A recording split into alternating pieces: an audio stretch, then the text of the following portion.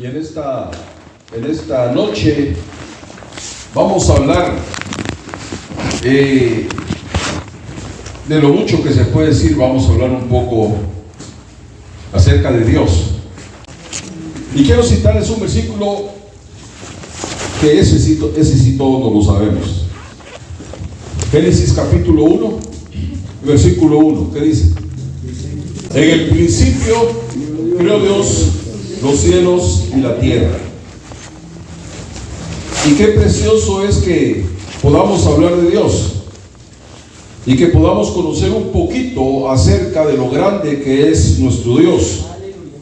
Yo quise tomar estas palabras en el principio, y estas palabras, y más que todo el capítulo 1 del libro de Génesis, no son más que el inicio de la historia de la humanidad, de cómo Dios, hermanos, dio inicio con la creación a todo lo que existe. Y este capítulo 1 en realidad es una historia de amor de un Dios todopoderoso por aquello que Él creó y que se alejó de Él. Pero el deseo de Dios es traer de vuelta a sí mismo a todo aquel que se alejó de Él. Yo en este capítulo 1 de Génesis veo, hermanos, el amor infinito de Dios. Y veo cómo Dios, hermanos, le preparó al hombre un medio ambiente. Cómo Dios le puso comida, cómo Dios le puso agua, cómo Dios le puso aire, cómo Dios le puso en el huerto del Edén todo lo que iba a necesitar para poder vivir. Ya que el medio ambiente estaba listo y preparado, entonces Dios creó, hermanos, al hombre y creó a la mujer. Las palabras, ustedes saben que Génesis significa origen o principio. Y Génesis capítulo 1 no es el relato del origen de Dios, no es el relato de la historia de Dios. La Biblia tiene 66 libros, tiene 1189 capítulos y tiene 31.102 versículos. Y en todo esto, hermanos, en toda la Biblia, no vamos a encontrar un solo versículo que trate la manera de establecer que Dios existe. Al contrario, la Biblia establece que Dios existe, que Dios vive y que Dios, hermanos, es un Dios real. Entonces, vamos a ver que Dios no tiene un origen. Yo hablaba, creo que fue la semana pasada, con un hermano, y me decía el hermano: yo tengo una guerra y me ha agarrado una guerra bien fea, me decía. Y la guerra que tengo es que me pongo a pensar acerca del origen de Dios. ¿De dónde salió Dios? ¿Cuál es el principio de Dios? Y yo le digo, bueno, él me dice, yo sé, me dice que Dios no tiene un principio, que Dios no tiene un origen, pero es algo que me ha llegado a la mente, algo que me está atacando. Entonces estuve hablando con él, hermanos, bastante tiempo acerca de eso. Y pues yo le hice ver que Dios no tiene, hermanos, un origen, que Dios no tiene un principio, ¿verdad? Porque Dios ha sido eterno y Él será eterno. Eso es algo que nuestra mente no lo puede entender. Pero Génesis no es, hermanos, no es la historia de Dios, sino que Génesis nos habla acerca del nacimiento de la humanidad aquí en la tierra. A través de toda la Biblia podemos encontrar hombres y mujeres que vivieron según los mandamientos de Dios, que anduvieron según la voluntad de Dios, y fueron personas que hicieron grandes cosas en Dios. Por el contrario, también encontramos hombres y mujeres que vivieron, hermanos, fuera de la voluntad de Dios, que vivieron según su propia voluntad, según sus propios preceptos, y terminaron completamente mal. Hay una historia, hermanos, de la humanidad. Nosotros tenemos una historia como humanos. En la Biblia podemos encontrar, hermanos, acerca de eventos que van a suceder en el futuro. Podemos encontrar profecías que ya se cumplieron, profecías que se están cumpliendo y profecías que se van a cumplir en un futuro, ¿no? Y esta es la historia que dio origen, hermanos, al trato de Dios con la humanidad. Cuando dice la Biblia en el principio, ¿a qué se está refiriendo ahí?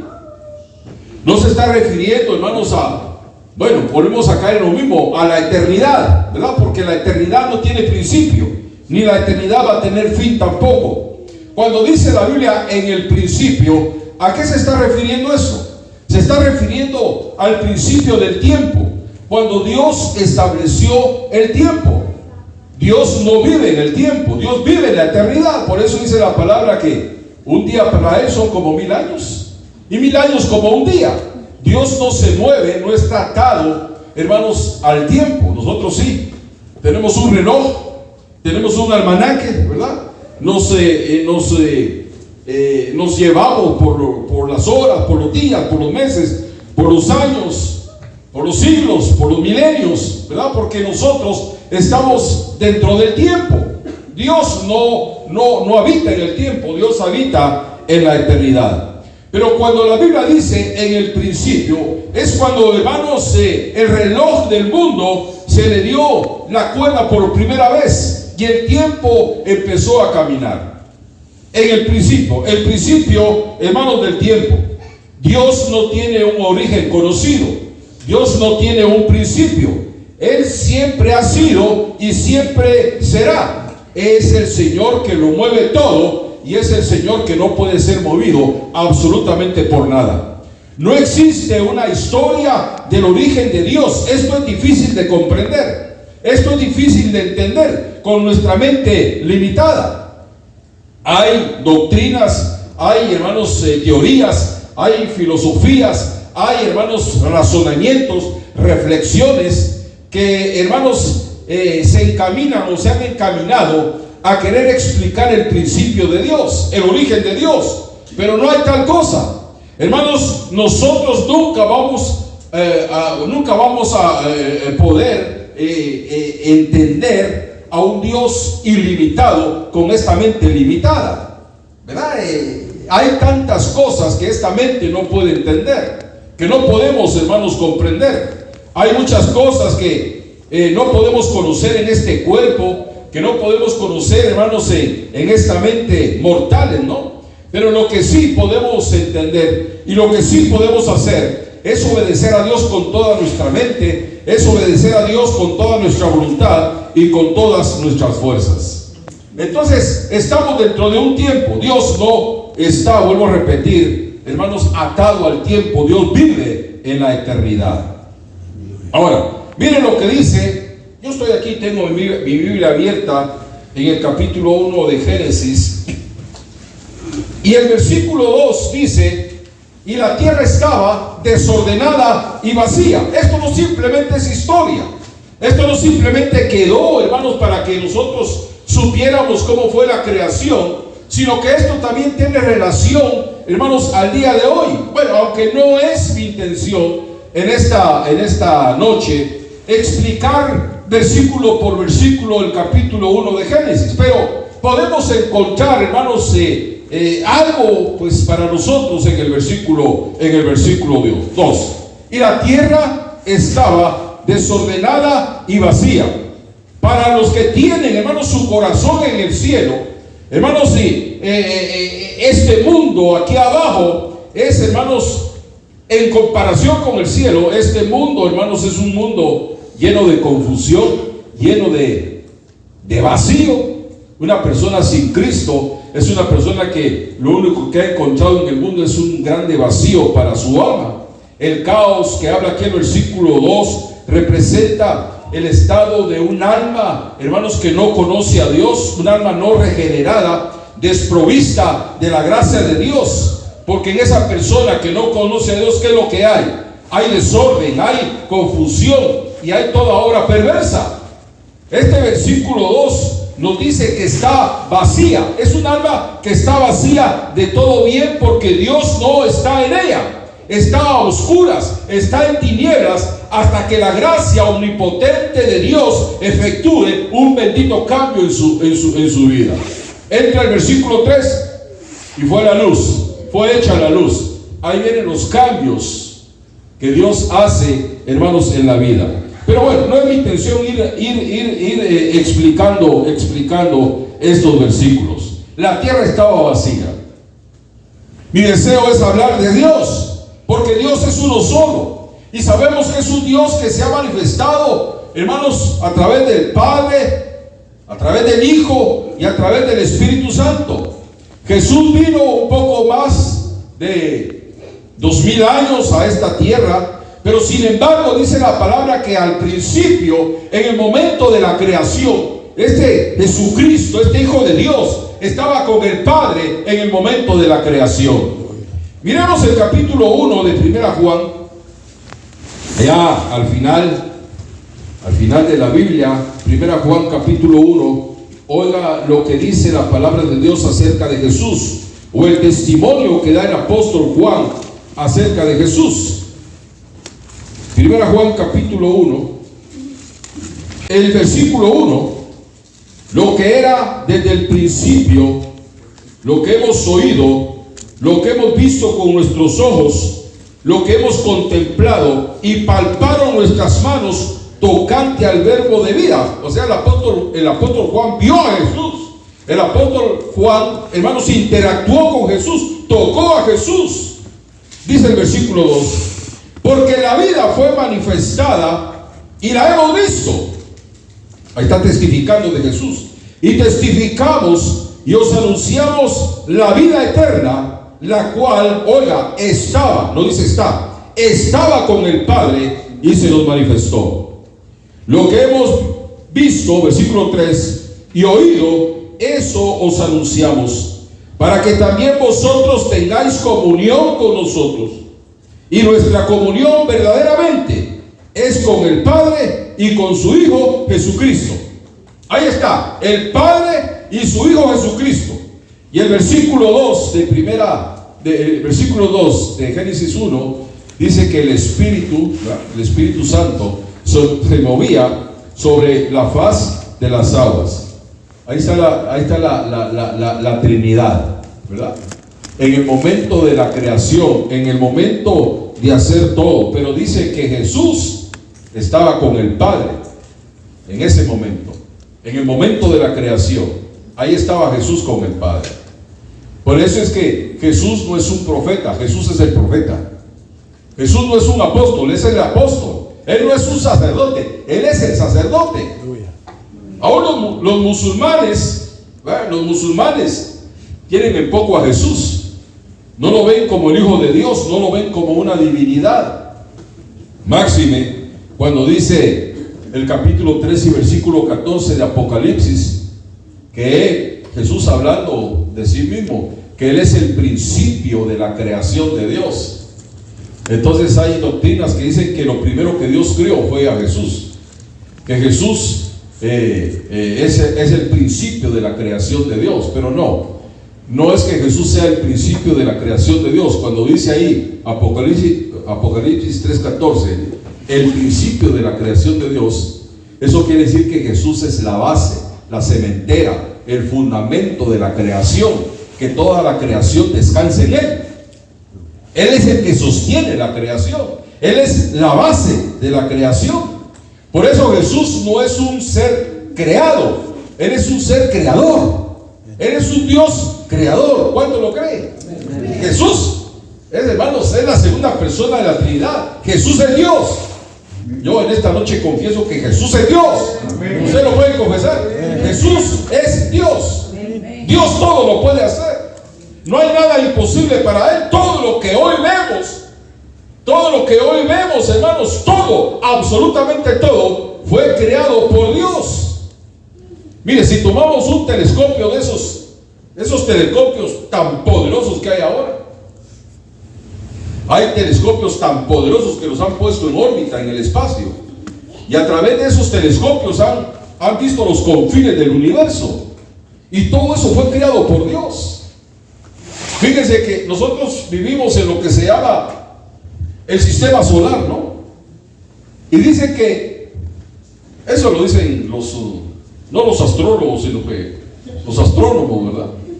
Dice que de punta a punta, a atravesarse todo el sistema solar, dice que llevaría aproximadamente unos 60,000 años a la velocidad de la luz. Y la luz recorre 300,000 kilómetros por segundo, 186,000 millas por segundo. Esa es la velocidad de la luz. Por eso, cuando en la mañana aparece la luz del sol, esa luz viene a 186,000 millas por segundo. El sol, la luz del sol tarda en llegar aquí a la Tierra a 8 minutos y fracciones. El sol está lejos, no está ahí a la par. Está a 150 millones de distancia.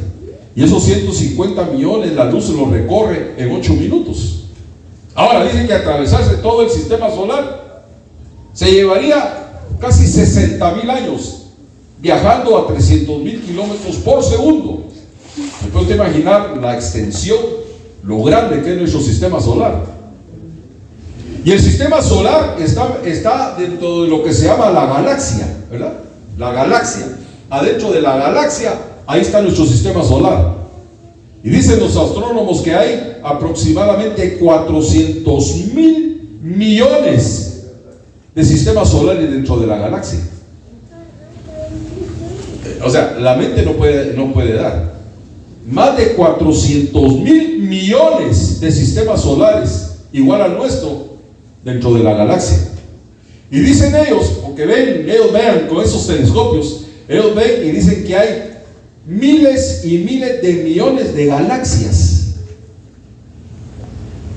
Si solo el sistema solar se atravesaría en 60,000 años, se puede imaginar cuánto se tardaría en atravesar una galaxia. Y dice que son millones y millones de galaxias que hay en el universo, y todo eso lo hizo Dios. Pero lo más sorprendente, lo que a mí me sorprende, es lo que dijo Salomón cuando inauguró el templo en Primera Reyes. Cuando él está inaugurando el templo, se lo está dedicando a Dios. En el capítulo 8, versículo 27 de Primera Reyes, él dice: porque los cielos de los cielos no te pueden contener. O sea que si el universo es infinito, alguien me hizo una pregunta: ¿y qué hay después del universo? ¿Qué hay después del universo? Es que el universo es infinito. El universo no tiene fin. Ponete a pensar eso y se te funde el cerebro. Pero dice la palabra que los cielos de los cielos no lo pueden contener. Entonces yo entiendo en mi mente, ¿verdad?, humana, en mi mente pequeña, finita, yo como que entiendo que todo el universo está dentro de Dios, porque Dios es más grande que el universo. Son cosas que yo algún día, bueno, hay cosas que yo le gustaría preguntarle a Dios, porque mi mente no da, ¿verdad? Mi mente se topa, hermanos, con la grandeza de Dios. Pero, hermanos, qué precioso es, hermanos, que Dios es un Dios creativo, un Dios que creó todas las cosas. Todo lo que hay, todo lo que vemos, Dios lo creó.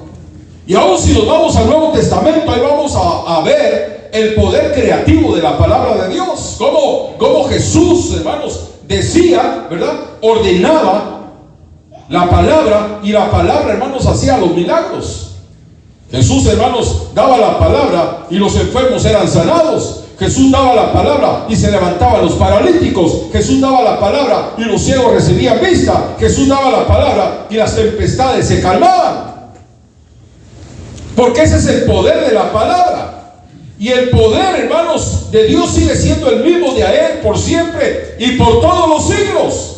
Y cuando decimos por todos los siglos, se está refiriendo, hermanos, a toda la eternidad. El poder de Dios va a seguir siendo el mismo, aun cuando el tiempo se acabe. Porque así como dice la Biblia en el principio, o sea que como hubo un principio del tiempo, también dice la Biblia que el tiempo se va a acabar. En el capítulo 10 de Apocalipsis, dice que el apóstol Juan vio una visión. Y vio, dice, a un ángel parado, y que tenía un pie sobre el mar y el otro sobre la tierra. Y alzó su diestra, su mano derecha, y juró por el que vive para siempre, que el tiempo no será más. O sea que se acerca el día en que el tiempo va a parar. en que todo, hermanos, pues va a entrar a la eternidad. Pero aunque el tiempo se acabe, el poder de Dios va a seguir siendo el mismo. Y cuando lleguemos con Él, ¿verdad?, a la eternidad, hermanos, su poder va a seguir siendo el mismo. El poder de Dios no va a cambiar. Ese poder que tuvo, hermanos, para crear el universo, para crear todas las cosas, ese poder no va a menguar, va a seguir siendo el mismo. Porque Dios no cambia, bendito sea su santo nombre. Y si miramos el capítulo 1 de Génesis, el último versículo, versículo 31, al finalizar este capítulo, leemos y dice: y vio Dios todo lo que había hecho, y he aquí que era bueno. Y todavía añade: en gran manera. Porque lo que Dios hace, lo hace bueno. Lo que Dios hace, lo hace perfecto. Dios no hace chapuces, como decimos en Guatemala. Dios no deja las cosas a medias. Dios hace las cosas perfectas. Toda la creación, hermanos, desde lo más grande hasta lo más pequeño, todo tiene un propósito de Dios. Él sabe por qué creó, hermanos, todas las cosas. Por eso es que hoy en la noche y siempre, hermanos, Él es merecedor de toda honra y de toda gloria. No podemos acercarnos a nadie que merezca ser glorificado ni en la tierra ni en el cielo. Hay millones de personas alrededor del mundo, hermanos, que se han desviado adorando a otros dioses. Y aún hay hombres que han dicho que ellos son dioses y que los adoran. El Buda es un dios para ellos. ¿Quién otro? El Mahoma es un dios que adora. Hombres que se han hecho a sí mismos dioses, pero la verdad es que nadie merece adoración, nadie merece honra y gloria, sino que el Dios todopoderoso, el Dios creador de todas las cosas. Dios, hermanos, ahí en el capítulo 1 de Génesis, Dios no se alejó del hombre, el hombre se alejó de Dios. Pero lo hablaba aquel día, el domingo pasado, que hablaba acerca del árbol de la vida. El propósito de Dios es restaurar esa relación que se perdió con Adán. Dios quiere restaurar esa relación, hermanos, con nosotros. El propósito de Dios es llevarnos de regreso al Edén, a un estado de santidad, a un estado de pureza, de una plena comunión con Él, a un estado de inocencia. Ese es el deseo de Dios. Ese es el trabajo de Dios. A que el hombre tenga una vez más, hermanos, una completa comunión con Él. Dios quiere llevarnos de regreso al huerto del Edén. ¿Cuántos de ustedes les gustaría ir al huerto del Edén de regreso? Y les digo una cosa: en el huerto del Edén no se comía carne. No se comía carne. Pero esa es harina de otro costal. Ese es otro asunto.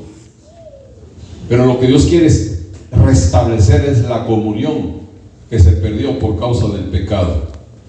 Existe un solo Dios, creador de todas las cosas, un Dios Padre, un Dios Hijo, un Dios Espíritu Santo, un Dios todopoderoso, que creó todo sin existir nada. Hoy el hombre hace cosas, ¿verdad? Crea cosas, inventa, pero hay material de dónde escoger. Pero Dios lo hizo de la nada, no habiendo materia, no habiendo absolutamente nada. Dios hizo todas las cosas. Y lo precioso es que, hermanos, su poder no disminuye, no cambia. El poder de Dios, hermanos, no se muda, no es voluble. El poder de Dios no es inestable. El poder de Dios no es variable. Su poder es el mismo, hermanos, por todos los siglos. Ese es el Dios a quien nosotros adoramos. Si no estamos adorando a cualquier cosa, estamos adorando, hermanos, a un Dios poderoso, un Dios que vive. El poder de la palabra de Dios sigue siendo igual. Si fíjense que yo no sé si se lo dije, pero si ese poder de la palabra pudo crear, hermanos, esos universos, las galaxias, los sistemas solares, los planetas, ¿Cómo no va a tener poder para crear un órgano nuevo?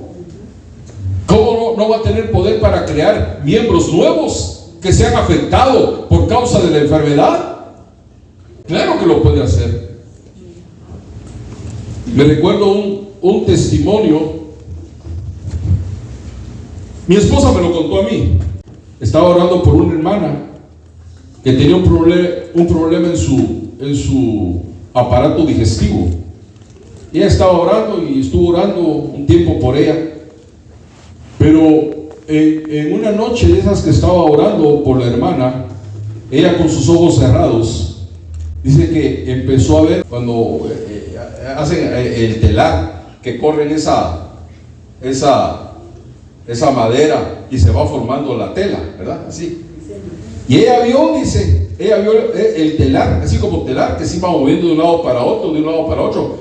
Pero cuando se iba moviendo, ella vio, dice, que se iban formando los intestinos nuevos.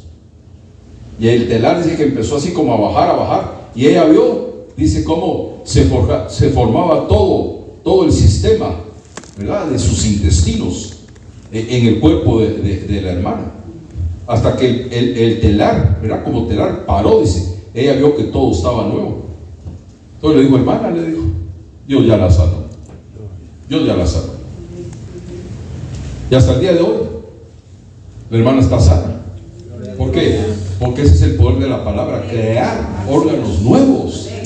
Crear, hermanos, miembros nuevos que se han afectado por cualquier situación. Ese es el Dios que tenemos.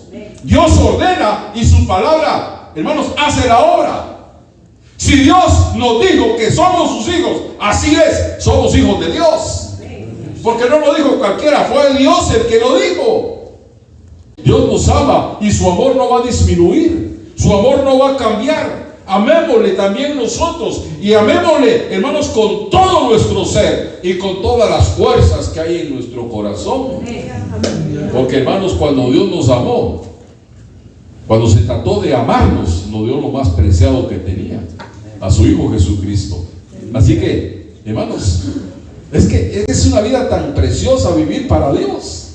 Es una vida tan preciosa estar con Dios, con aquella seguridad, con aquella confianza, con aquella paz, que uno no está solo, que Dios está con uno.